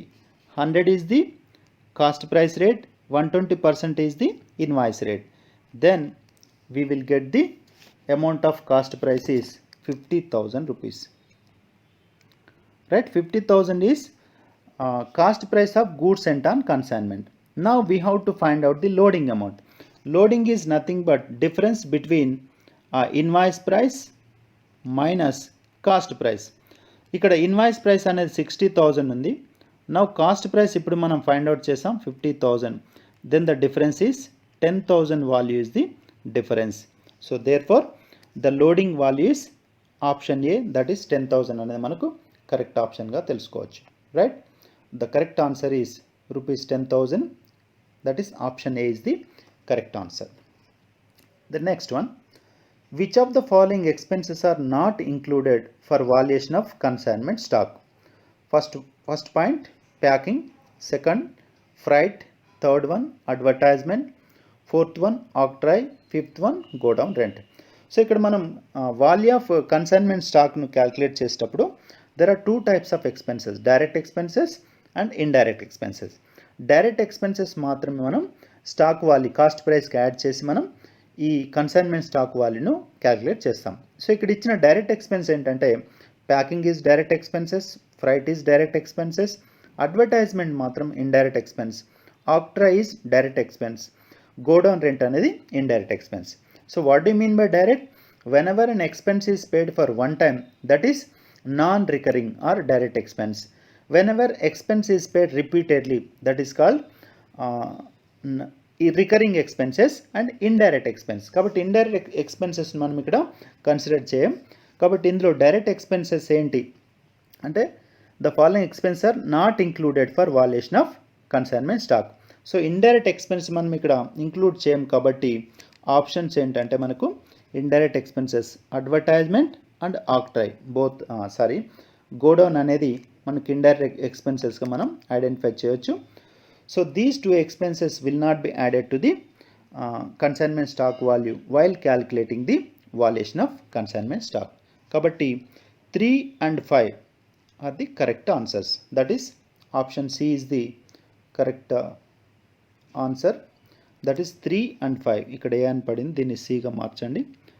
So option C is the correct answer. So that is C. Then coming to the next question. Which of the following is not a feature of joint venture? Number 1, it is a temporary partnership. Number 2, it has a firm name. Number 3, it comes to an end on completion of the venture. Fourth point, profit and losses are shared in an agreed proportion. So వీటన్నిటిలో feature కానిది ఇది అని అడుగుతున్నారు. Which of the following is not a feature of joint venture? Actually joint venture firm has no name, therefore option 2 అనేది wrong option. అదొక feature కాదు. కాబట్టి మనకు కరెక్ట్ ఆన్సర్ ఏంటిది? బిలో ఆప్షన్ 2 ఇచ్చాడు కాబట్టి బి అనేది కరెక్ట్ ఆన్సర్ మనం ఐడెంటిఫై చేయొచ్చు. సో దేర్ ఫోర్ బి ఏంటి? It has a firm name. Actually joint venture బిజినెస్కి ఒక నేమ్ అంటూ ఏమీ ఉండదు. It has no name. కాబట్టి ఇది రాంగ్ ఆన్సర్ మనం చెప్పవచ్చు. B is the correct answer for this question. And 68th question is which of the following is not an example of joint venture? A, construction of buildings. B, underwriting of shares. C, consignment of goods. D, opening a medical store. So ఇక్కడ first ABCD are examples of joint venture. D మాత్రం opening a medical store is not an example for joint venture business. Therefore option D is the correct one. And coming to next question. Which of the following is not a part of double entry system? A, memorandum of joint venture account. B, joint bank account. C, joint venture account. D, co-venturers account. So B, C, D are according to double entry system, but memorandum of joint venture is not prepared according to the double entry system. Therefore correct option is A, that is memorandum of joint venture account. And coming to 70th question, if unsold goods costing rupees 50,000 are taken over by a co-venturer for rupees 40,000, then the joint venture account is option A, debited with 50,000 rupees. B, credited with 40,000 rupees. C, debited with rupees 10,000. D, credited with rupees 50,000. So here the correct option is option B, credited with rupees 40,000 only. Coming to the problem, capital at the beginning of the year is rupees 48,000. Further capital introduced during the year 20,000. Loss incurred during the year rupees 24,000. Owner has withdrawn rupees 1,000 every month for his personal use. Then what is the capital at the end? So under the single entry system, we have a format or a formula to find out the profit or loss. So that formula is, first we will take the capital at the end, that is closing capital, plus drawings will be added, minus additional capital will be deducted. Then we will find out the adjusted capital. Then from adjusted capital, opening capital will be deducted. Then we will get the profit or loss. So from this formula we can find out the closing capital, that is capital at the end. మనం capital at the end ను find out చేయడానికి ఇక్కడ already లెక్కలో మనకు loss ఇచ్చాడు. First let's add opening capital. మన రివర్స్లో వెళ్తున్నాం కాబట్టి opening capital plus additional capital should be added. That is opening capital is 48,000 plus additional capital is 20,000 rupees minus రెండింటిని డిడక్ట్ చేయండి. ఏంటి? డ్రాయింగ్స్ని డిడక్ట్ చేయండి, లాస్ కూడా డిడక్ట్ చేయండి. So loss is given in the problem is 24,000, deduct చేయండి. Plus drawings is every month he has withdrawn 1,000 rupees. Therefore year amount is 12,000 rupees. Now 48,000 plus 20,000 is equal to 68,000. 68,000 minus 24,000 plus 12,000. Both amounts should be deducted, that is 36,000. Then we will get the 32,000 as closing capital or capital at the end of the year. Capital at the end of the year amount is 32,000. So this is the formula according to which we can find out the capital at the end of the year. Now let us look at the option. Option B is the correct option, that is 32,000. Coming to next question, that is 74th question. Credit purchase are ascertained by preparation of A. Total debtors account, B. Bills payable account, C. Total creditors account, D. Bills receivable account. The credit purchase are ascertained by preparation of, the answer is total creditors account. Option C is the correct answer.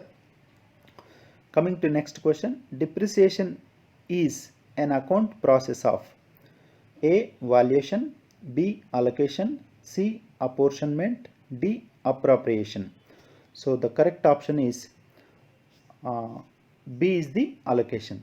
So depreciation is an accounting process of allocation. Option B is the correct one. Coming to next question, discarding of an old machinery due to new invention is called as A. Obsolescence, B. Amortization, C. Depletion, D. Depreciation. The correct option is A, that is obsolescence. So whenever something is replaced because of new technology or new invention, that process is called as obsolescence. Then the old machineries or old asset becomes useless అంటే అది పనికి రాకుండా పోతుంది కాబట్టి ఇటువంటి process మనం obsolescence అని అంటాం. Then coming to 77th question, depreciation is an accounting process. It is already repeated. Look at the 78th question.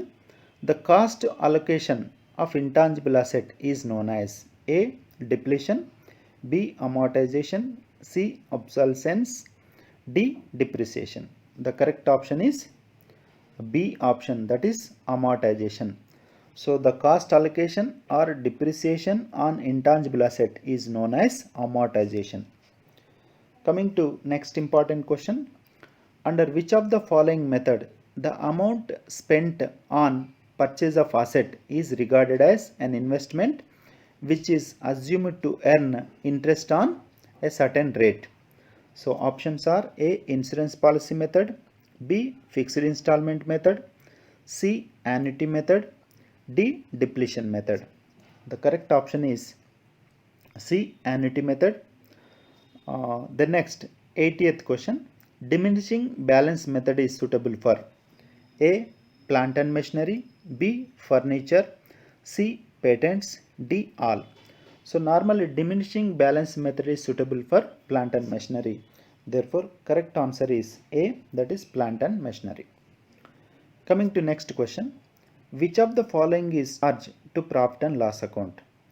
Options are A. Capital reserve, B. Provision, C. Revenue reserve, D. Secret reserve. The correct answer is B. Provision. Provision is charge against profit and loss account, or it is a charge to profit and loss account. The next question is 82. Secret reserves are created by A. Banking companies, B. Insurance companies, C. Electricity companies, D. All. The correct answer is D. All. So these banking companies, insurance companies, electricity companies will create secret reserves to get the good public opinion on these enterprises or institutions. Coming to the next problem, that is, a machine was purchased on 1st January 2015. Depreciation was written off as 10% per annum on diminishing balance method. At the end of the year 2017, the depreciated value of the asset was rupees 72,900. Find out the cost price of the machinery. Means అంటే 1st January 2015 రోజున cost price ఎంత ఉందనేది మనం find out చేయమంటాడు. అంటే already 2017 December 31st అంటే end of the ఇయర్లో 72,900 అనేది డిప్రిసియేటెడ్ value of the asset ఉంది. అక్కడి నుంచి మనం ఏం చేయాలంటే కాస్ట్ ప్రైస్ ఫైండ్ అవుట్ చేయాలంటే ఈ 2017 నుంచి డిప్రిసియేషన్ యాడ్ చేస్తూ బ్యాక్ రావాలి. అలా బ్యాక్ వచ్చినట్లయితే మనం 2015 జనవరి 1 నాడు దాని యొక్క వాల్యూ ఎంత ఉంది, కాస్ట్ ప్రైస్ ఎంత ఉందని మనం ఫైండ్ అవుట్ చేయడానికి అవకాశం ఉంది. సో దానికి మనం ఎలా బ్యాక్ రావాలనే చూడండి. ఇక మనం ఈ డిప్రిసియేటెడ్ వాల్యూ నుంచి బ్యాక్ వచ్చేటప్పుడు ఆ డిప్రిసియేటెడ్ వాల్యూకి డిప్రిసియేషన్ యాడ్ చేసినట్లయితే ఎవ్రీ ఇయర్ బిగినింగ్ వాల్యూ అనేది మనం ఫైండ్ అవుట్ చేయడానికి అవకాశం ఉంటుంది. సో అలా చూద్దాం. ఇప్పుడు first let us find out the opening balance in the year 2017. 2017లో ఓపెనింగ్ బ్యాలెన్స్ తెలియాలంటే ఫస్ట్ 2017లో డిప్రిసియేటెడ్ వాల్యూ 72,900కి మనం డిప్రిసియేషన్ యాడ్ చేయాలంటే ఫార్ములా ఏంటంటే ఆల్రెడీ డిప్రిసియేషన్ మైనస్ చేసిన తర్వాత ఇచ్చిన వాల్యూ కాబట్టి దీనిపైన డిప్రిసియేషన్ క్యాలిక్యులేట్ చేయాలంటే so written down value into rate of depreciation by 100 minus rate of depreciation అంటే 72,900 into the rate of depreciation is 10% by 100 minus rate means that is 90%. So therefore the amount is 8,100 అంటే 8,100 మనం add చేస్తే అప్పుడు 2017లో opening balance వస్తుంది. అంటే 72,900 plus 8,100 that is equal to 81,000. అంటే 2017లో opening balance అనేది 81,000 ఉండే దానిపైన 10% డిప్రిసియేషన్ క్యాలిక్యులేట్ చేస్తే 8,100 వచ్చింది. దాన్ని డిడక్ట్ చేసిన తర్వాత వచ్చిన written down value is 72,900. So ఇప్పుడు 2017 బిగినింగ్కి వచ్చేసాం. నెక్స్ట్ 2016కి వెళ్ళాలంటే 2016లోని ఓపెనింగ్ బ్యాలెన్స్ ఫైండ్ అవుట్ చేయడానికి సేమ్ ఇంతకుముందు ఫార్ములాను మీరు అడాప్ట్ చేయండి. That is 81,000 into 10/90. అప్పుడు వచ్చే వాల్యూ ఎంత అంటే 9,000 rupees. So 81,000 plus 9,000 is equal to 90,000. అంటే 2016 జనవరి 1 నాడు the asset worth was 90,000 rupees. అంటే before calculating depreciation the asset value was 90,000. ఎలా వచ్చింది? సో 2016లో ఎండ్ వాల్యూ 81,000, ఆ ఇయర్లో క్యాలిక్యులేట్ చేసిన డిప్రిసియేషన్ 10% ప్రకారం 9,000, రెండింటిని యాడ్ చేస్తే 90,000 వర్త్ వచ్చింది. ఈ 90,000 అనేది 2016లో బిగినింగ్ వాల్యూ. ఇప్పుడు ఇక ఫైనల్గా మనం 2015 జనవరి నాడు బిగినింగ్ వాల్యూ ఫైండ్ అవుట్ చేయడానికి సేమ్ ఇంతకుముందు ఫార్ములా యూజ్ చేస్తాం. That is 90,000 into depreciation rate by 100 minus rate అంటే 90,000 into 10/90 is equal to the depreciation value is 10,000. అంటే 90,000 plus 10,000 is equal to 1,00,000 rupees.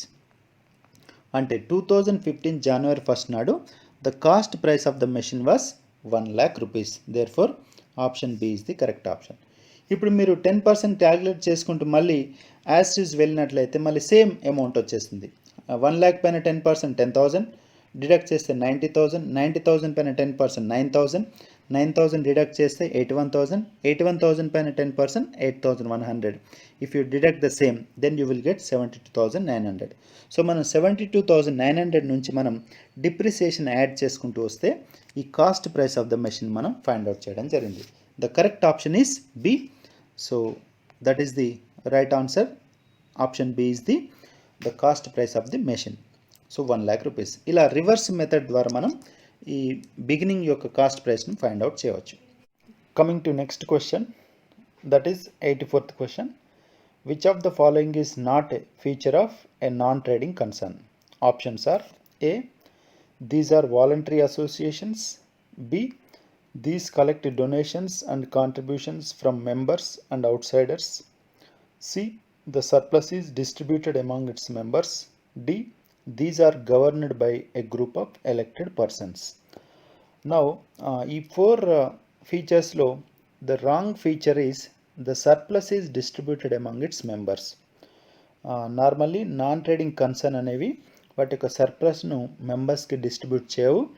So the surplus will be utilised for the development of non trading concern only. So కాబట్టి wrong feature ఏంటంటే C option అనేది wrong feature మనం చెప్పవచ్చు. Coming to next one, which of the following is not recorded in the receipts and payments account? Option A rent paid, B subscriptions of next year received in this year, C. Equipment purchased. D. Outstanding salaries. So rent paid will be recorded. Subscriptions of next year received during this year is also recorded. Equipment purchased will also be recorded. Whereas D. Outstanding salaries will not be recorded because cash payment or receipt will not be involved in the outstanding salaries. Therefore, this adjustment may not be recorded in the receipts and payments account. Therefore, option D is the correct answer. Next one. Which of the following is the nominal account?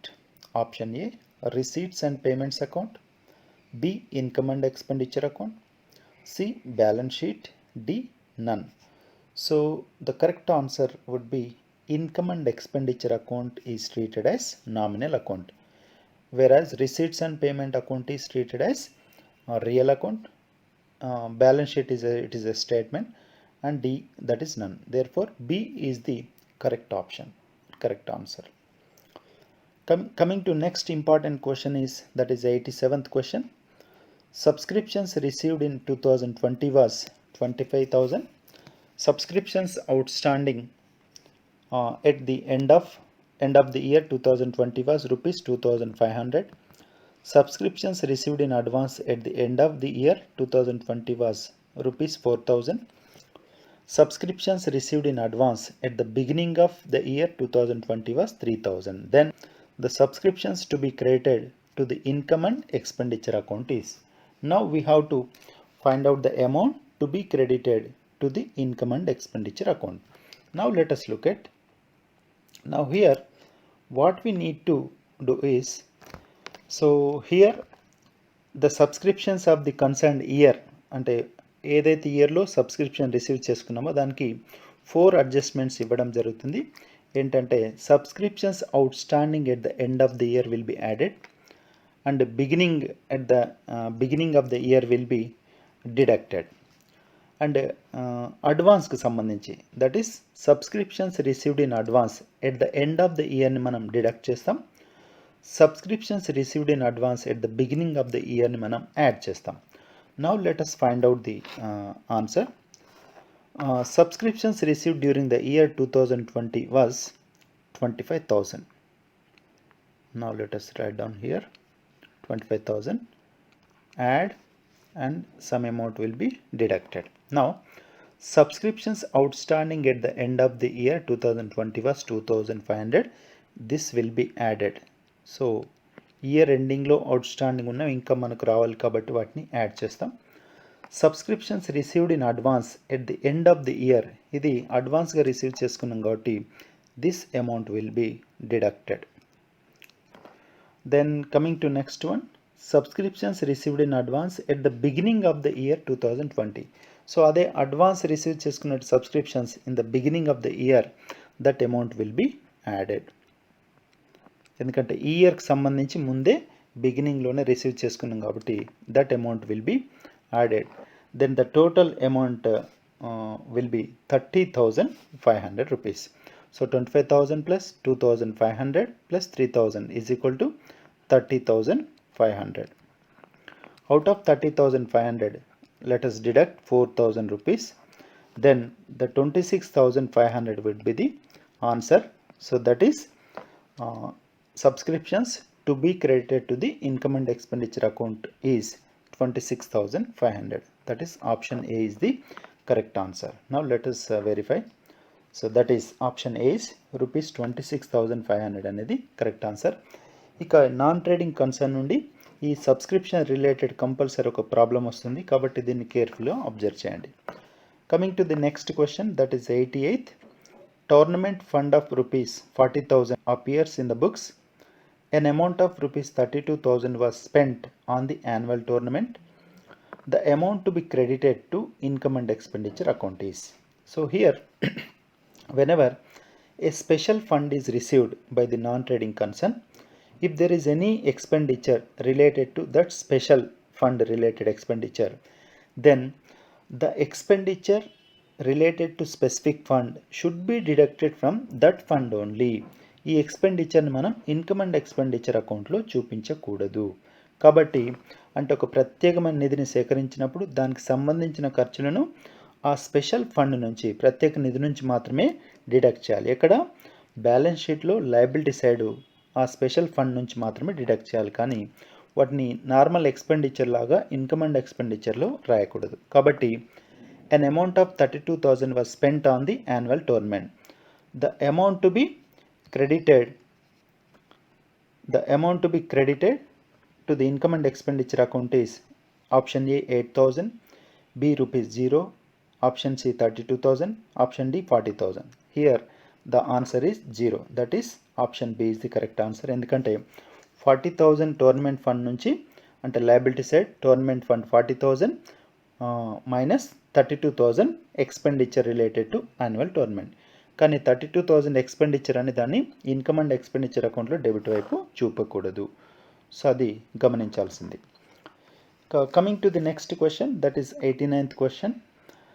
In the absence of agreement, the interest on partner's loan is paid at option A 4%, option B 5%, option C 8%, option D 6%. I think ఇది చాలామందికి తెలిసి ఉంటుంది. Option D 6% is the correct answer.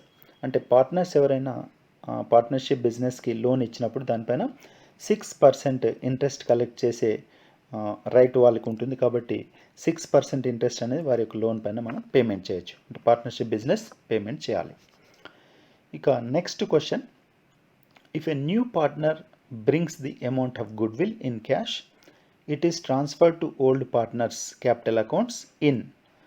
So options are A new profit sharing ratio, option B sacrificing ratio, option C gaining ratio, option D old profit sharing ratio.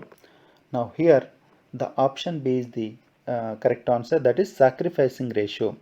అంటే new partner కనుక good విల్ను cash రూపంలో తీసుకొచ్చినప్పుడు దాన్ని old partners will get at sacrificing ratio. అంటే వాళ్ళు త్యాగం చేసిన నిష్పత్తి ప్రకారం వాళ్ళు ఈ గుడ్ విల్ను డిస్ట్రిబ్యూట్ చేసుకోవడం జరుగుతుంది. Coming to next important question, that is A and B are partners sharing profits in the ratio of 5:3. C is admitted as a new partner and new profit sharing ratio among A B C is 8:5:3. The sacrificing ratio is. Now let us find out the sacrificing ratio. Now the sacrificing ratio, in order to find out the sacrificing ratio, the best formula is old ratio minus new ratio. This is the formula. So what is the old ratio? 5:3 means A old ratio is 5/8 and B old ratio is 3/8. Now let us find out new ratio is A new ratio is 8/16 and B's new ratio is 5/16. Now we know old ratios and we know new ratios. So accordingly we have to find out the what is the sacrificing ratio. Sacrificing ratio formula is old ratio minus new ratio. That is, now sacrificing ratio of A is equal to old ratio 5/8 minus new ratio is 8/16. So LCM prakaram 16 will be the common factor. So that is 8 to the 16, 2 5s are 10 minus 16 1s are 16, 1 8s are 8. So therefore 10 minus 8 is equal to 2/16. So A sacrificing ratio is 2/16. Similarly, we can also find out the sacrificing ratio of B. That is B old ratio is 3/8 and new ratio is 5/16. And the common factor is 16. So 8 2s are 16, 2 3s are 6 minus 16 1s are 16. So 1 5s are 5. 6 minus 5 is equal to 1/16. Therefore 16 is common. Then the ratio is 2:1. 2:1 is the sacrificing ratio of AB. So that is option B would be the correct answer. Now let us verify. Yes, sorry, 2:1 is option A. That is 2:1 is the correct option for this sacrificing ratio. That is 2:1. Then coming to the next question, that is 92nd. A, B, C are sharing profit and losses in the ratio of 5:3:2. A retires and B, C decide to share future profits in the ratio of 2:1. Then gaining ratio will be. So ఇక్కడ మనకు gaining ratio ఎంత అని అడుగుతున్నారు. So gaining రేషియోని కనుక్కోవడానికి now the formula is new ratio minus new ratio minus old ratio. What is the new ratio? 2:1 means, so here who are continuing in the partnership business, BC are continuing, A has already retired. So కాబట్టి A retire అయ్యారు, BC continue అవుతున్నారు కాబట్టి BC యొక్క new ratio నుండి వారి యొక్క old రేషియోని minus చేస్తే ఎంత గెయినింగ్ రేషియో అనేది మనకు తెలిసిపోతుంది. సో B యొక్క new ratio is equal to 2:1 means 2/3 minus B యొక్క ఓల్డ్ రేషియో వచ్చేసి 3/10. సో 2/3 మైనస్ 3/10 కామన్ ఫ్యాక్టర్ వచ్చేసి 3 into 10 is equal to 30. So 3 10s are 30, 10 into 2 is equal to 20 minus 10 3s are 30, 3 3s are 9. So 20 minus 9 is equal to 11/30. Similarly, C is equal to, C new ratio is 1/3 minus C old ratio is 2/10. Now LCM 10 into 3 is equal to 30. So 3 10s are 30, 10 1s are 10 minus 10 3s are 30, 3 2s are 6. Therefore 4/30. 11/30 and 4/30, and the gaining ratio is 11:4. 11:4 is the correct option for this question. Now let us find out. So that is 11:4 is the correct answer. So sacrificing ratio find out చేయడానికి old ratio minus new ratio, gaining ratio find out చేయడానికి new ratio minus old ratio, ఈ రెండు formulas గుర్తుపెట్టుకోండి. Next important question is, provision for bad debts appearing in the books at the time of dissolution of firm is transferred to option A realization account, option B debtors account, option C bad debts account, option D partners capital account. So the answer is A realization account. And coming to next question, that is 94th question.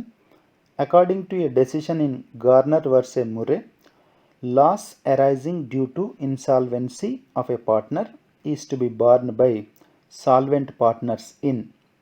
Options are A equally, B at capital ratio, in capital ratio, C profit sharing ratio, D none. So the loss arising due to insolvency of a partner is to be borne by the solvent partners in capital ratio.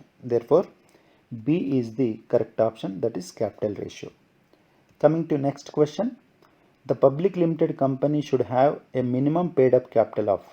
Options are A rupees 10 lakh, B rupees 20 lakhs, C rupees 30 lakhs, D rupees 5 lakhs. So 5 lakhs is the correct answer. Option D is the correct answer. Coming to 96th question, after the reissue of forfeited shares, the balance of forfeited shares account is transferred to. Options are A capital reserve account, B general reserve account, C share capital account, D profit and loss account. Now the correct answer is A capital reserve account. So whatever the balance is left in the forfeited shares account, that would be transferred to capital reserve account.